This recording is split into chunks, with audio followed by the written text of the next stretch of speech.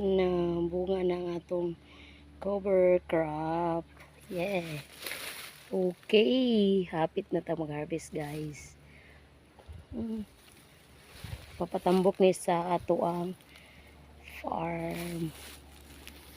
Yes. Yeah.